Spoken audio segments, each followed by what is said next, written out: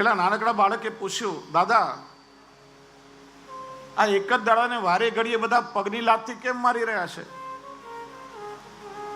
દાદાએ બહુ સરસ કહ્યું, બેટા કેમ કે અંદરથી ખાલી ખમ છે, પોકળ છે, એટલા માટે. જો એ ભરેલો હોય ને એમાં વજન હોય, કોઈને લાત ના મારે, લાત મારવાનો પગ તૂટી જાય.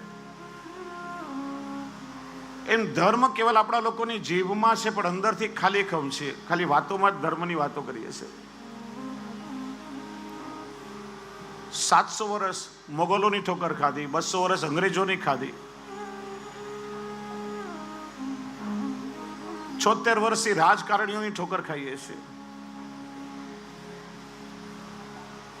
જાતિવાદ, કોમવાદ, ભ્રષ્ટાચાર, આતંકવાદ, આ બધાનો આપણે વારંવાર ભોગ બનીએ છીએ.